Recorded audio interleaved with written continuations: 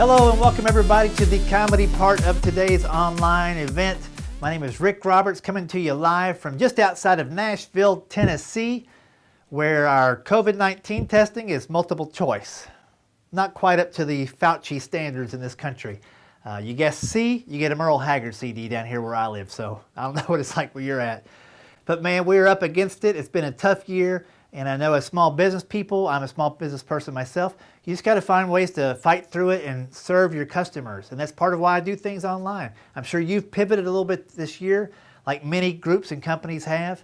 I think the most interesting story I saw along those lines was here in Nashville. There was a CBD oil company that was just launched in February. They were going gangbusters, and then all of a sudden COVID-19 hit, the lockdowns happened, they didn't know what to do. So they started making hand sanitizer out of the CBD oil, which I don't know if it killed the germs or just made them really lazy and ineffective. They just kind of laid around looking for the nachos. Not sure what's going on with those germs, watching Scooby-Doo reruns. But people did change up what they were doing, and we asked people to do things they hadn't done before. I remember early on the president asked different companies like GM if they could make respirators, and GM said, we're on it. And I thought that was really cool. Then I remember GM also made the El Camino, which, you know, I'm not sure how this respirator was supposed to work. You can haul a kayak and fix your lungs all in the same afternoon, but they were going to give it a go. But it affected everybody's plans. And I think if we've learned anything this year is that we've got to be flexible and patient. I mean, even Bonnaroo, the big music festival down here just outside of Nashville, they had to cancel that, of course, which I think that was a no-brainer. I mean, the people hanging out in cow fields barefoot, not making a lot of hygienically correct decisions. That's a good way to go. So just cancel it maybe next year. But everybody has had to do different things in different ways, you know. I think the most interesting thing to me that happened, really the most interesting thing was a lady had a baby at a Walmart while they were waiting on toilet paper to be delivered. And she delivered a baby instead. And that was the first thing made in the USA in a Walmart in 2020.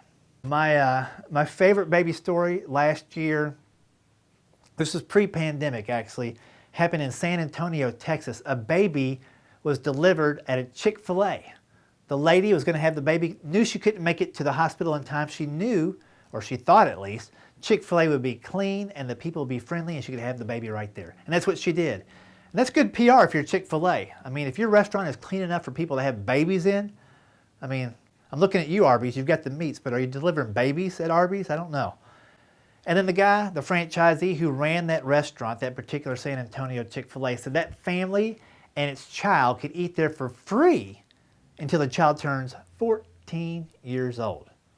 I heard that and told my wife, if we're going to have another baby, let's have it at Ruth's Chris Steakhouse, right?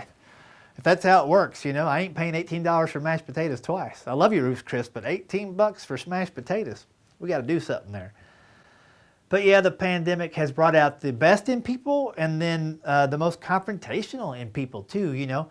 I wear a mask. We make them at home. Actually, homemade mask out of unpaid bills.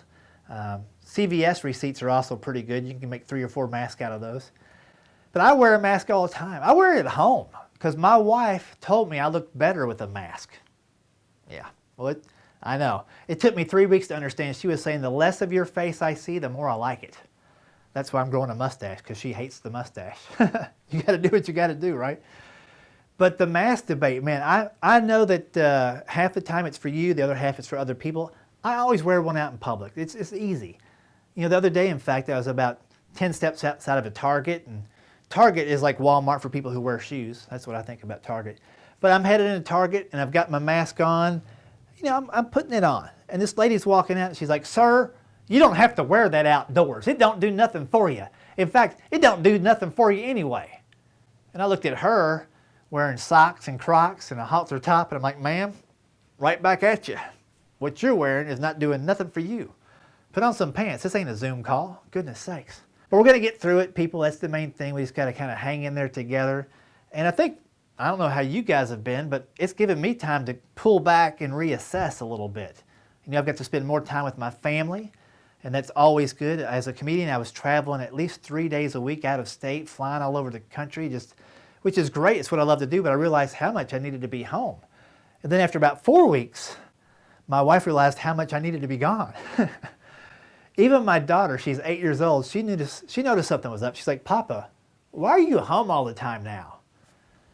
And I'm like, I wasn't startled by the question, but it made me think, well, you know, how do I explain this to an 8-year-old? She knew about the virus because she was out of school, but I said, you know what?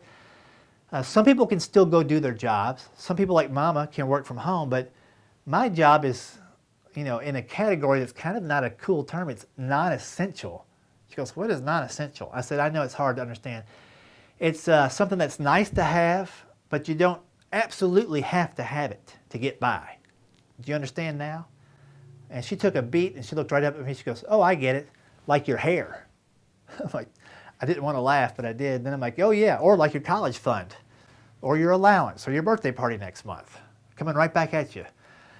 No, but kids are observant. She knew something was up, and now that it's Christmas time, that's like I'm in the house all day, and I realize what my wife has put up with for 8 years from my daughter. She is relentless with watching commercials and adding it to her list of stuff. You know, yesterday I said, you know, it's getting close to Christmas. Is there something you really like this year? She goes, I've been thinking about it. I really need to get an iPad Air, at least 64 gigabytes with a built-in Wi-Fi plan. I'm like, you can borrow my iPad. Is there something else you want? She's like, how about an iPhone? I'm like, honey, you're 8. Who are you calling, the Justin Bieber support line? I said, you should do what I did when I was little. Just go outside and play with a stick. Get a wireless stick and see how that works out. 64 hickory nuts. Get a good one, right? But she's a sweet little kid. You know, my son, he's 15 years old. And right now, he goes online learning Monday, Wednesday, and Friday. And Tuesday, Thursday, he's actually in school. He's like, this isn't very good, is it? I'm like, you're in school 2 times a week more than I was in high school.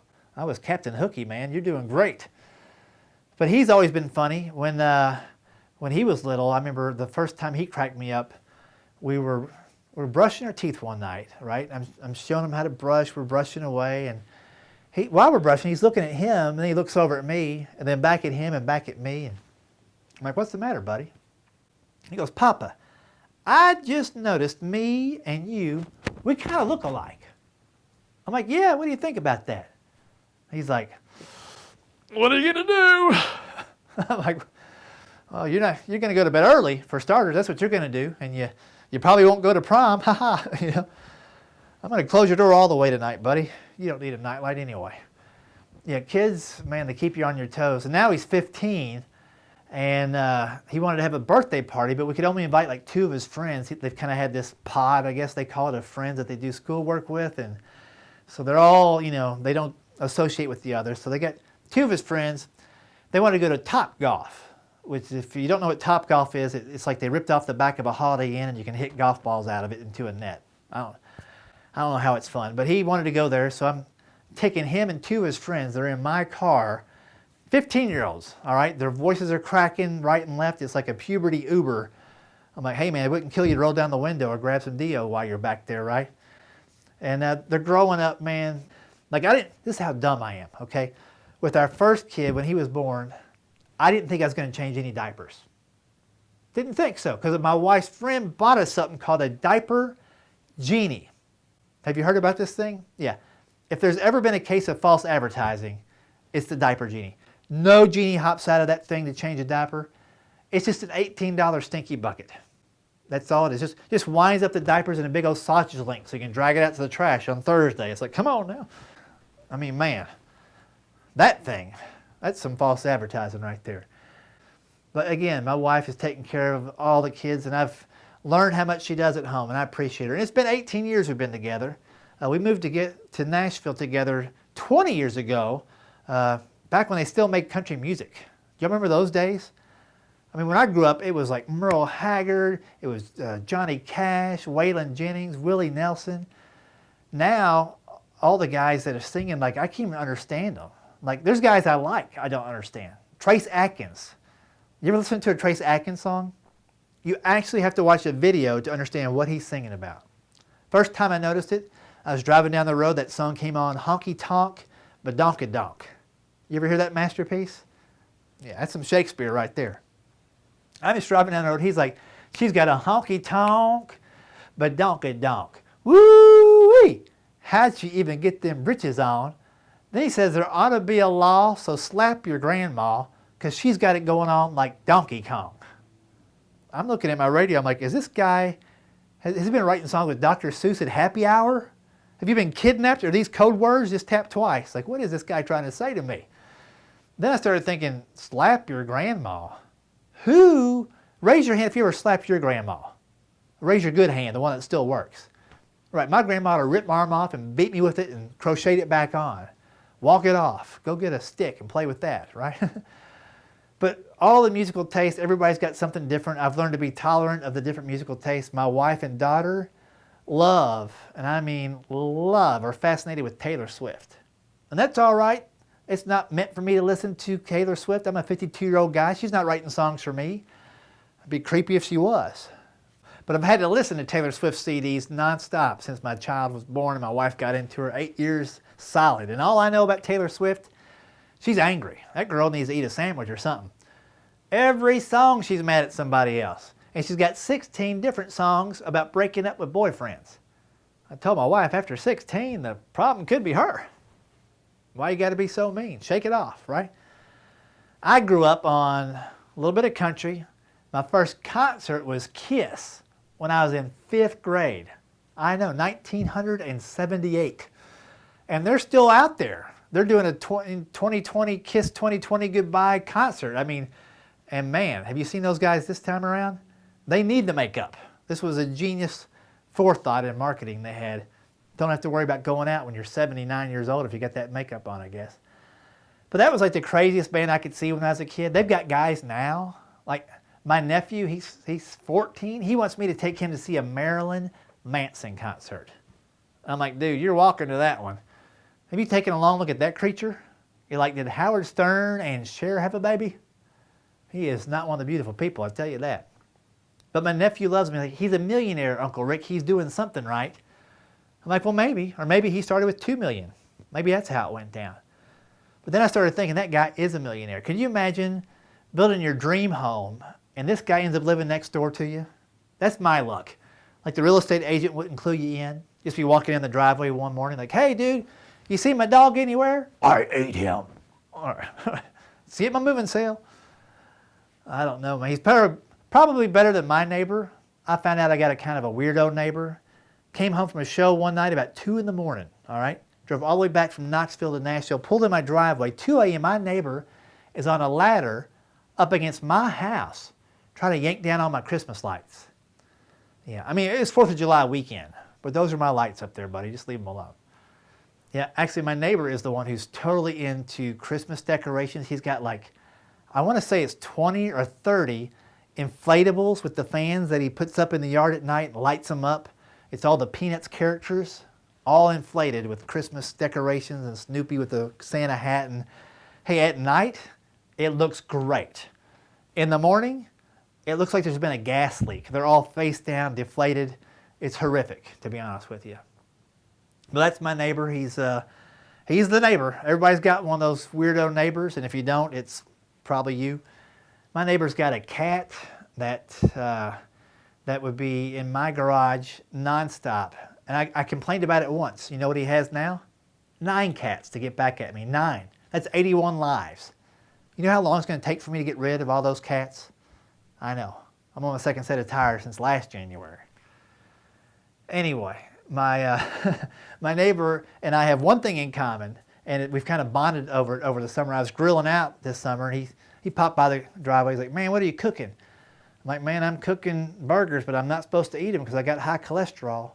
He's like, I got high cholesterol too. I'm like, yeah. I said, I went to the doctor a few weeks ago. He said, your cholesterol level is 425. I'm like, is that good or bad? My doctor goes, you get to go to regionals. That's the highest in the county, 425. You're going to be in the gravy bracket. Eat some butter, get your numbers up, see if you can get advance. My neighbor's like, did he tell you to change your diet and exercise programs? That's what my doctor told me. I'm like, yeah. I said, but I can't because I don't have either program going on right now. My neighbor said, you ought to get on a diet and then go back and have him recheck it. I said, well, what diet? And my neighbor tells me to get on the Atkins diet because he's trying to kill me slowly.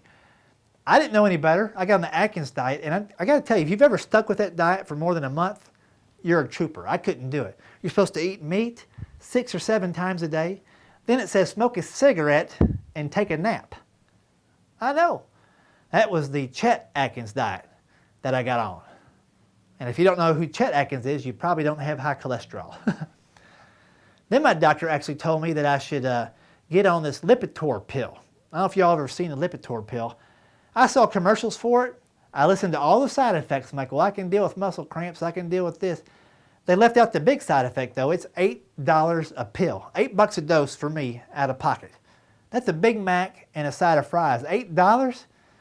And they're little. One where I got to take my pill, and I dropped it, and I couldn't find it, and I was at $8. So now I just wrap it up in a piece of bacon. Swallow it whole every day. Just melt some cheese on there so it sticks real good. You get a toothpick in that, that's a pill in a blanket. Sell that back to Pfizer.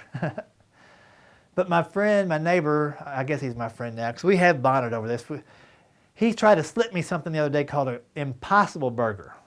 He was grilling out. He had bought an Impossible Burger at Burger King and pretended to, he threw it on the grill for a second and said, hey man, I got some burgers.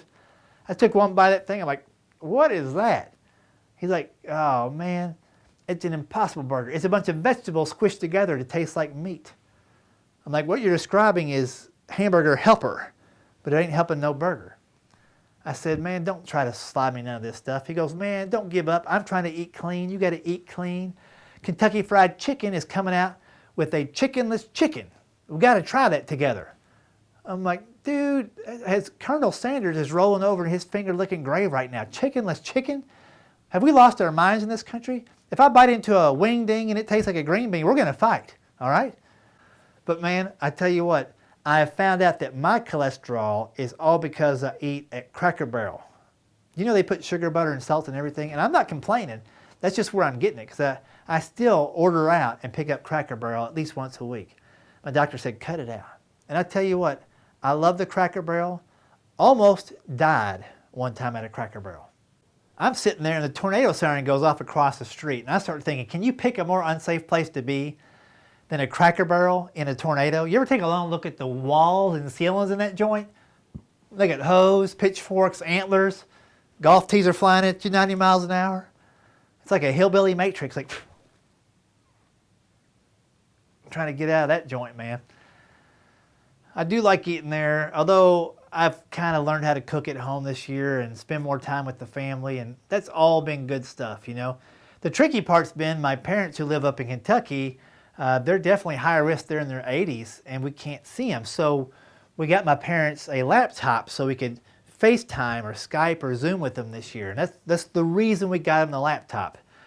2 days after they get it, my dad calls me up on the regular phone instead of Zooming me. He said, Richard Dale, I'm about to fire off an email. Keep an eye out for it. I'm like, I will, and just so you know, you don't have to call people before you fire off an email. If you're going to text me later, how about a smoke signal, something like that. So I checked my inbox. My 87-year-old dad had gotten an email to me, but it wasn't directly from him. It's asking me if I want to follow him on Twitter. Yeah, this ain't good for nobody right here. But I checked and clicked the link and go through, and not only has he set up a Twitter page, and I got to give my dad a lot of credit, he's in his 80s, he has put out in 2 days 165 tweets.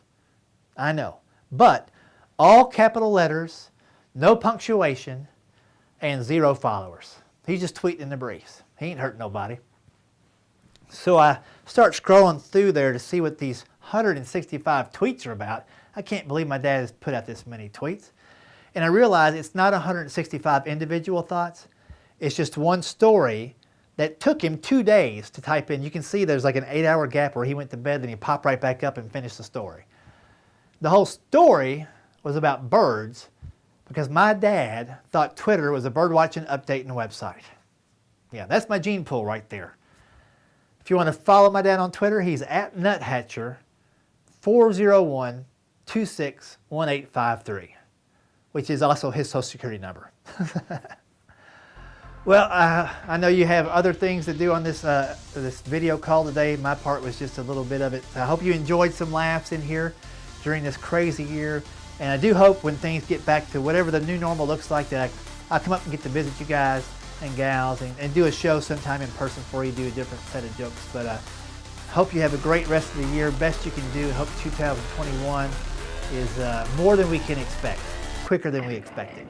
All right, you guys take care. Happy holidays.